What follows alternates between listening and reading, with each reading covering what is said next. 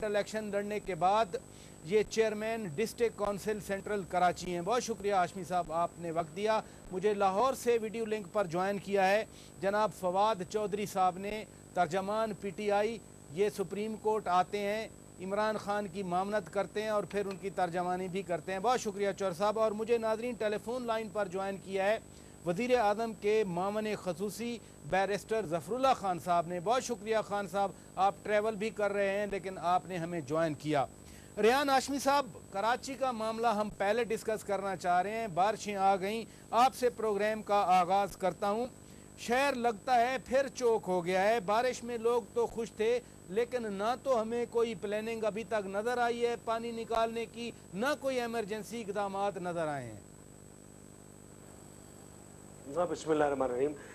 پراچا صاحب، اس میں کوئی شک نہیں کہ کراچی کے ساتھ جیسا سلوک رکھا گیا اور اربن سندھ کے ساتھ جس طرح ڈپرائیو کیا گیا وہ اس کی مثال نہیں ملتی، اور 8 سال میں نہ صرف جو ضروریات تھیں کراچی کی وہ پوری کرنی چاہیے تھیں، ایسا نہیں کیا گیا۔ اور جس حالت میں آج سے 3 ماہ 4 ماہ قبل ہم نے لوکل باڈیز کو ٹیک اوور کیا تو اس وقت کی حالات جس طرح بھی تھے ہم نے بہرحال اس کو اپلفٹ کر کے آج اس وقت ہاشمی صاحب جب آپ ایم این اے تھے تو 5 سال تو آپ اتحادی تھے، صوبائی سطح پر بھی اور وفاقی سطح پر بھی۔ دیکھیں، لیجسلیٹرز کا کام بلدیات کو دیکھنا نہیں ہے۔ کاش کہ ہم ہمارے ایم این اے شپ کے دوران، اور وہ ریکارڈ پر موجود ہے کہ 10 بار ہم نے فلور آف دی ہاؤس کھڑے ہو کر کہا کہ آرٹیکل 140A کے نفاذ کو عمل میں لے کر آیا جانا چاہیے تھا لیجسلیٹرز کی جانب سے، جمہوری چیمپئنز کی جانب سے، مگر سپریم کورٹ کے انٹرونشن کے بعد جا کے یہ لوکل باڈیز کے الیکشن ہوئے۔ کیا ہی اچھا ہوتا کہ عوام کے نمائندے اس لوکل باڈیز کے الیکشن کا انعقاد کرنے میں پہل کرتے، مگر سپریم کورٹ نے کیوں کیا؟ اس کی وجہ یہ ہے کہ بدقسمتی سے ہمارے جو دوست ہیں، ہمارے اقتدار میں رہنے والے دوست ہیں، سیاستدان دیگر جو لوگ ہیں، انہوں نے اس کی ایڈوکیسی نہیں کی اور سپریم کورٹ کو انٹروین کرنا پڑا۔ آج کیا کر رہے ہیں پھر آپ؟ آج جب پانی بھر چکا ہے، سڑکیں دریا بن چکی ہیں، آج کیا کر رہے ہیں؟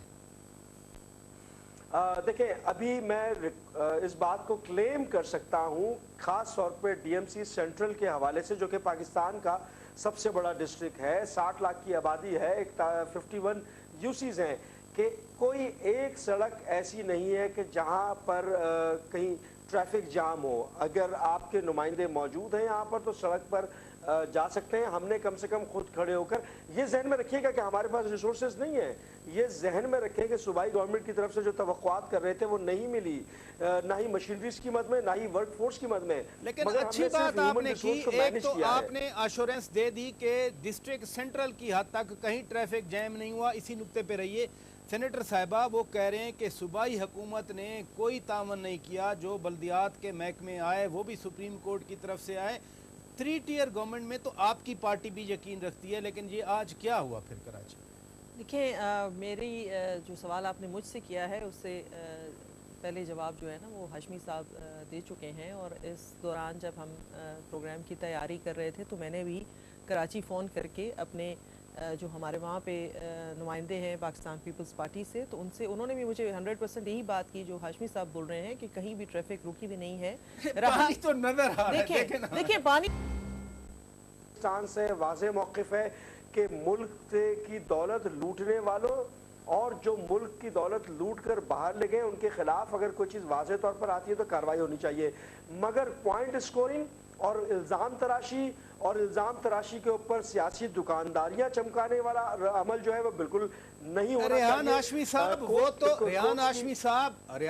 صاحب وہ جو ابھی فواد چودھری صاحب بات کر رہے تھے کہ توفیق کیس ہے، اس کے بعد ایفیڈیوٹ کی بات کر رہے تھے، اس کے بعد پرانے کیسز کی انہوں نے بات کی، پھر بی بی سی کی رپورٹ کی بات آ گئی، ابھی بھی محض آپ اس سارے عمل کو الزام تراشی سمجھتے ہیں؟ دیکھیں، میں بہت ہی زیادہ نیوٹرل انداز میں بات کروں گا کہ کیا ملک میں جاری بہت ہی سینسیٹیو قسم کی انویسٹیگیشنز کہ جس کا تعلق استحکام سے ہو، ملک کی دولت اور پاکستانی عوام کے خون پسینے کے پیسے سے ہو، کیا وہ بیرون ملک بنائی جانے والی رپورٹوں کے اوپر انحصار کرے گا اس کا ججمنٹ؟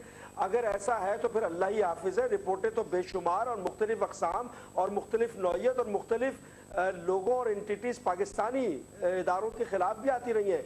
तो मैं नहीं समझता कि इस तरह की किसी रिपोर्ट के ऊपर हतमी नतीजा अखज़ करना चाहिए और कोर्ट की प्रोसीडिंग्स, कोर्ट के फैसले पर असरअंदाज होना चाहिए। हाँ, ये ज़रूर है कि शफाफ और बिल्कुल गैर जानिबदाराना फैसला करने के लिए ज़रूरी है कि आप मिसाल बना दें अब, क्योंकि वक्त आ गया है कि मुल्क की दौलत लूटने वाला चाहे कोई भी हो, किसी भी पार्टी से हो, किसी भी असर रसूख का हामिल हो, उसको मिसाल बनाना अब वक्त की ज़रूरत है। वक्त की ज़रूरत है मिसाल बनाना। रेहान हाशमी साहब, बिल्कुल आपने दुरुस्त कहा। नाजरीन, ब्रेक का वक्त हुआ है।